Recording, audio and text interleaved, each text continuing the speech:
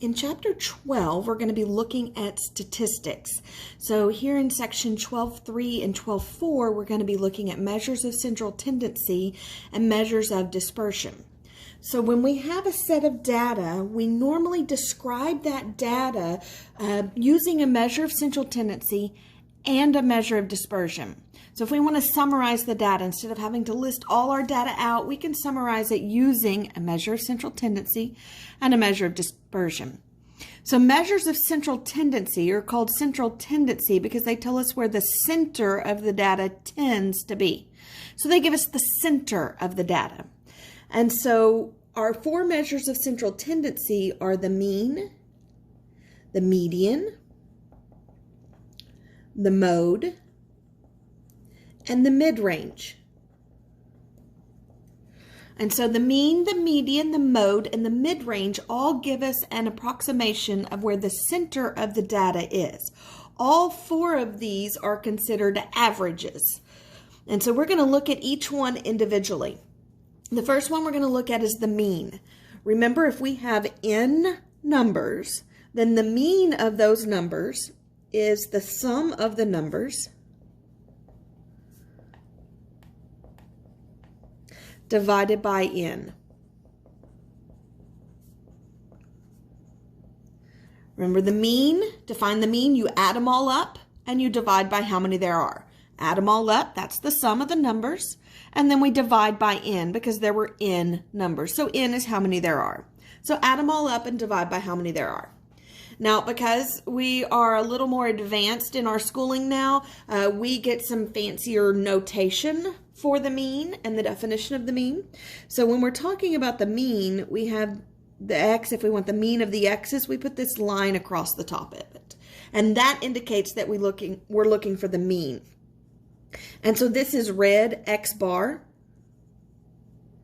and it's the notation for the mean. So if a problem says find x bar, it means find the mean of the x's.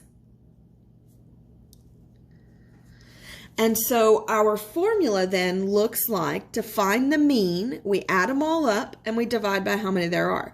Well, to add them all up, we have a Greek letter, capital Greek letter sigma. That's the sign for summation. That means find the sum of the x's. And so again, this is our capital letter, Greek letter sigma, and it means sum.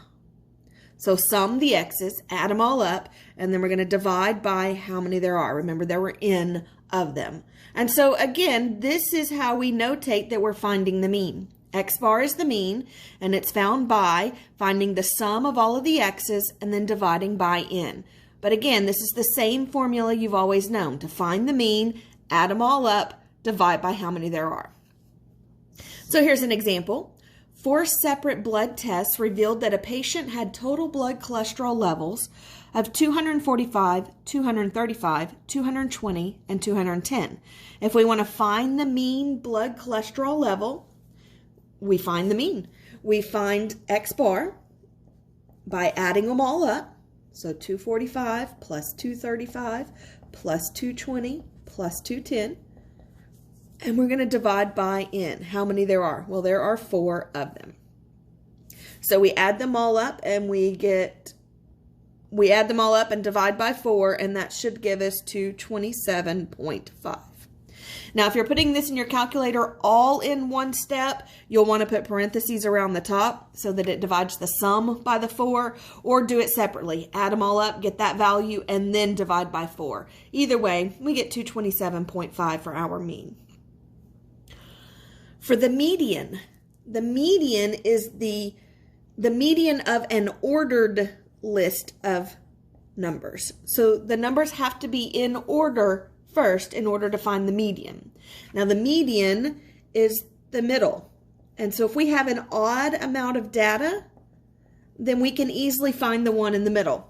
So it's the middle number if n is odd. Remember, n is how many data values we have. If we have an odd amount of data, find the one in the middle, that's your median. If we have an even amount of data values, then the middle is going to be the mean of the two middle numbers.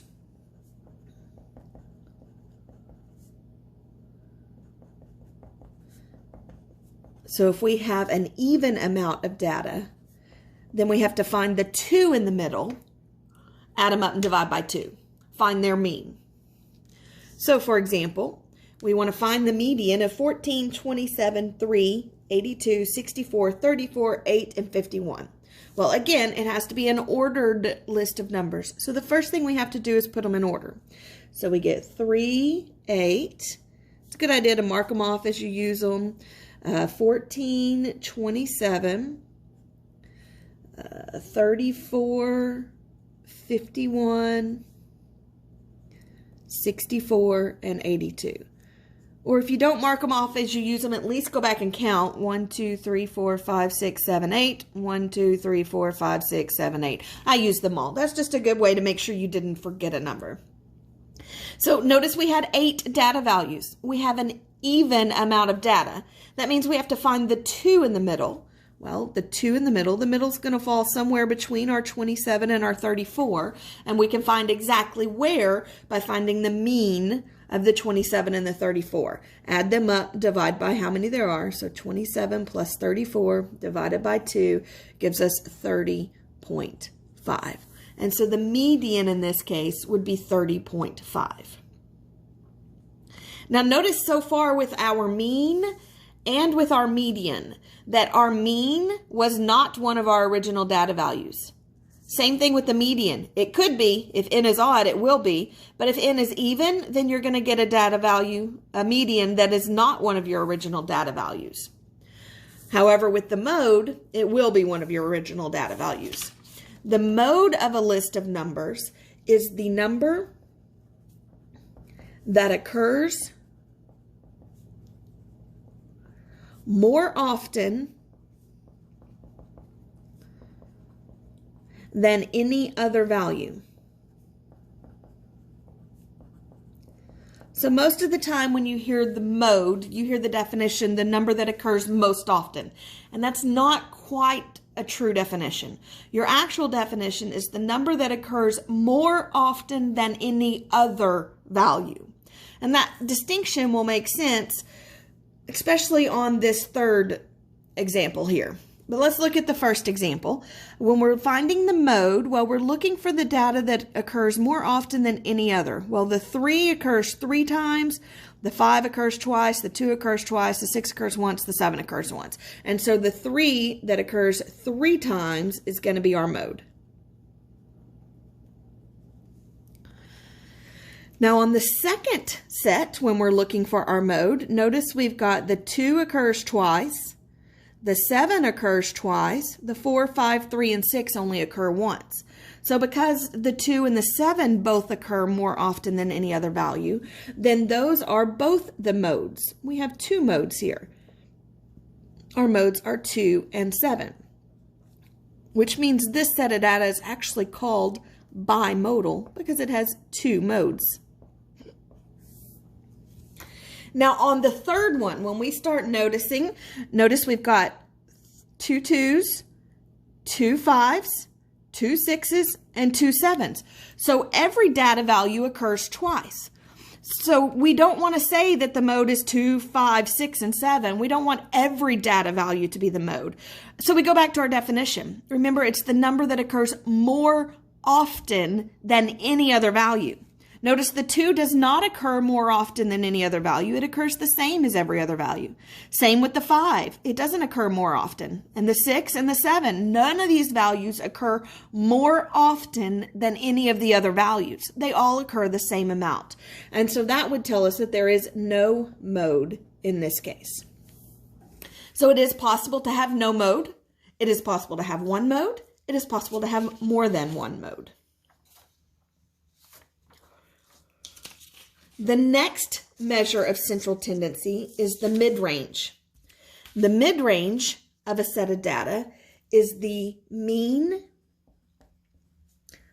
of the highest and lowest data values.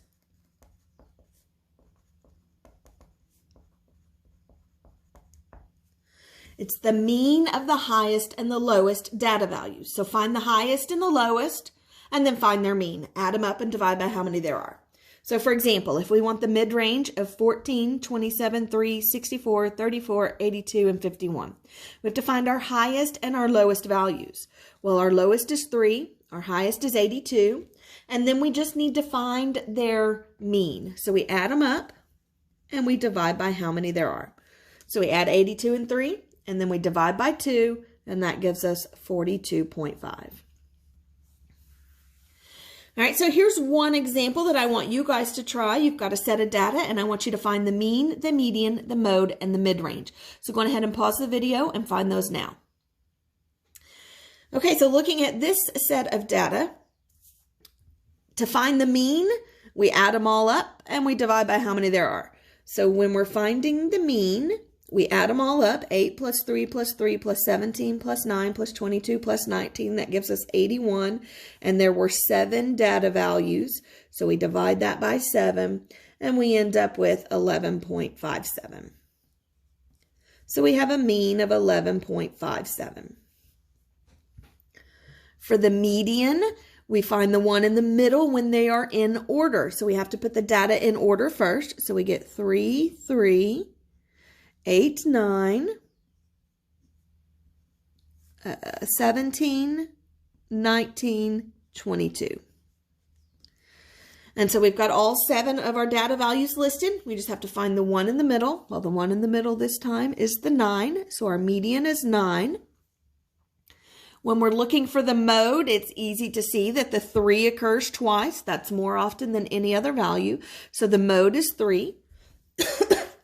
And then for the mid-range, we need to find the largest and the smallest, so the 22 and the 3, and we add those up and divide by 2. We find their mean as well, and we end up with 12.5.